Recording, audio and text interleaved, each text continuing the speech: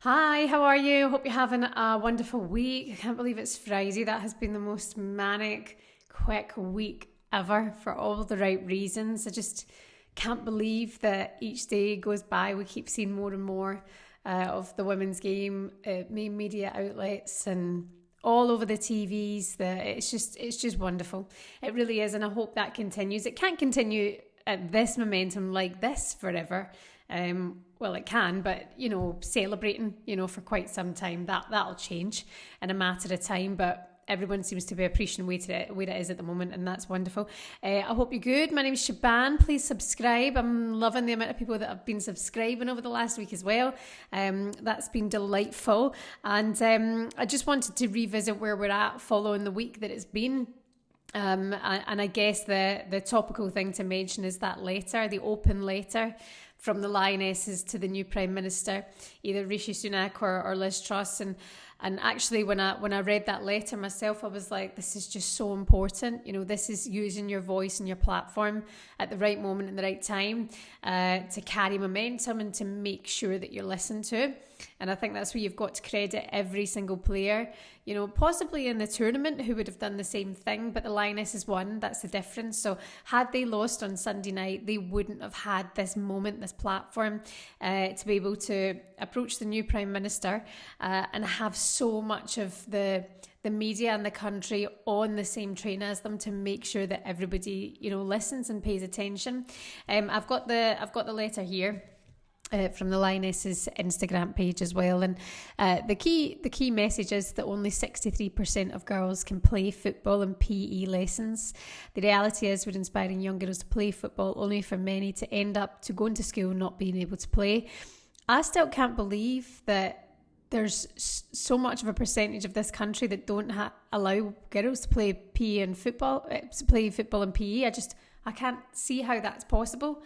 But it is, it's so easy when there's not a large group of people or an amount to say, actually, no, you can't do this. And I remember when we were at school, I never ever played football. I know you think, you must be able to do it, love, but no, I couldn't.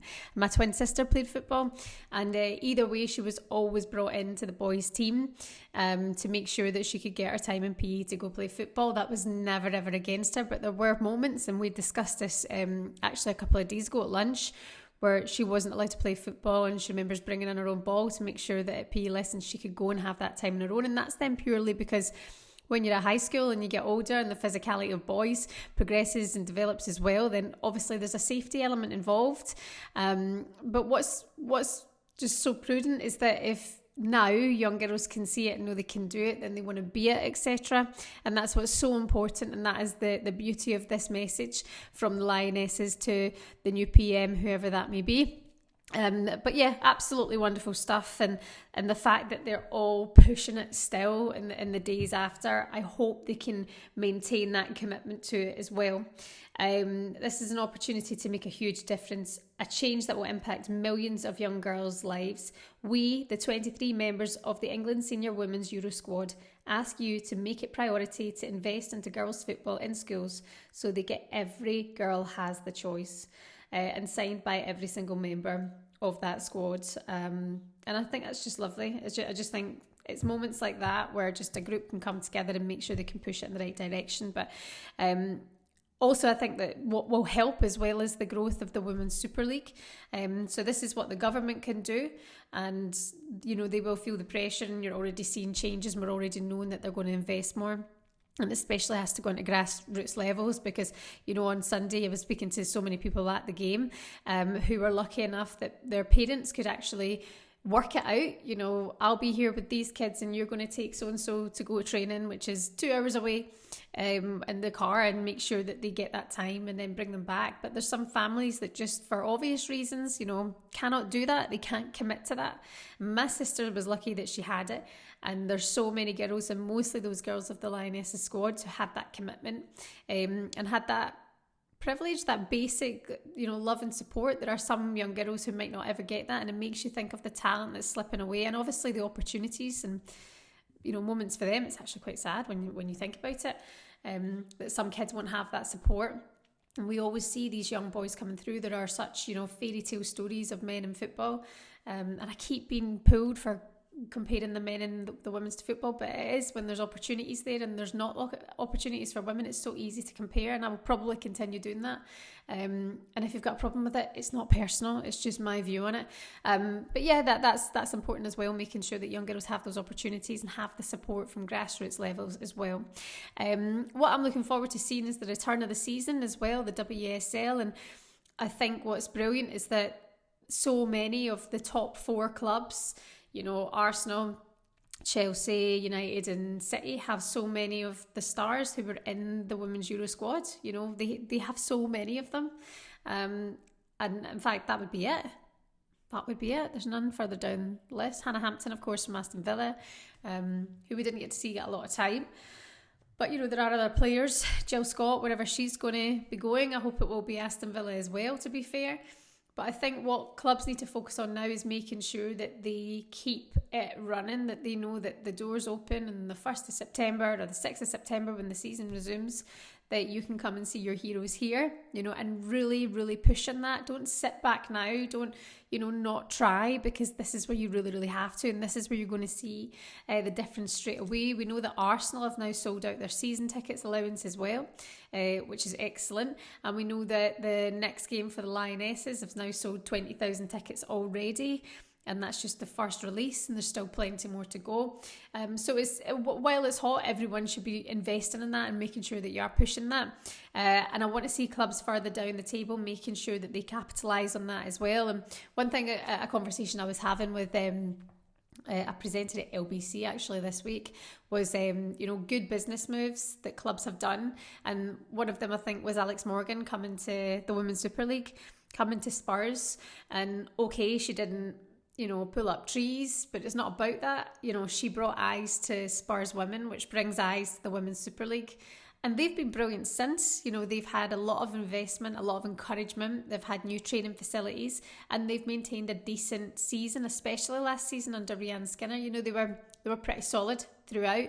And I think that was a very, very good business move from them. And I've heard through the grapevine that Rachel Daly, may it happen or not, that she might be returning to the WSL, and whatever club she goes to, if it is the top 4, we already know the eyes are on them. We know that they're bringing in a lot of fans week in, week out. I know that because I go to Arsenal every other week to see Arsenal play at Borehamwood, and it's never, you know, empty unless it's a Sunday night post 7 o'clock. Then those games can get quite awkward for timings because of families and kids, and it's Sunday night. So I do appreciate that. I would actually be in the group myself that wouldn't attend that game out of them all, but that's scheduling as well. And I think, you know, I've been to Borehamwood when there's been no people. You know, there's been like 10 people years and years ago to watch the women's game, and now it's not like that. Now they do sell out. You know, they sell out the North London Derby and the London Derbies. That all happens, and we know that the opening games of the season, a lot of them are going to come from the men's stadium as well. So knowing that, you know, Arsenal's first game of the season at the Emirates might sell out is amazing. Will it happen that way? You can't say it's the same thing, but I definitely think that's where we need to capitalise, and making sure the likes of Leicester City, who won't have very many fans coming in because they're just a new club to the Women's Super League, it's making sure that they get on the back of this and keep that moving as well, and pushing on that, or make a good business move as well where you want to bring in fans. You know, I think that's very important, and I'm looking forward to the return of the WSL to see how fans can commit to that. But already seeing that season tickets are selling out for Arsenal is a big thing. And the reason I say Arsenal is because I follow Arsenal, because I'm my sister-in-law and her playing there, so it's easy for me to look there and see what's happening when the tickets are coming out. And we know that Chelsea do that. We know that Manchester City and Manchester United's fan base are growing all the time. But when you look at like Manchester United, knowing that you could see Alessia Russo for now, she's still got another year on her contract, Ella Toon and Mary Earps, you know, who were in that lineup, you know, who played that winning game, who played so much across the tournament and played so well, knowing that you could go see them now in Manchester United, and they're so accessible. I think they are going to be the kind of club that's going to see this massive difference coming off the back of the Euros. At least I hope that's what's going to happen anyway. But I will keep you posted on what we know about this letter to the PM as well, and to have voices like Ian Wright to step up and say that, you know, making sure that he's pushing that change is also massive. And I believe there's going to be more of them as well, joining the likes of Ian Wright, who I think was exceptional over the tournament, and he's somebody as well who you see at Borehamwood every time I'm there, he's there. And I'm there a lot. And he's always there. He's with his family and he watches the games and he loves it. So to see him at a major tournament, offering his advice, his criticisms, his constructive criticisms as well, I thought was excellent, and seeing more of that come through as well is only going to be important because it really helps with the fan base as well. Anyway, I'm not ready for this to be over. I can't let it go. But yeah, keep liking, keep subscribing, keep watching. We will keep posting what's going on as the WSL returns and what's going on with the transfer window as well, because there's lots of changes happening now with about 26 days to go. Hope you're good. Have a lovely weekend. I'll speak to you soon. Bye.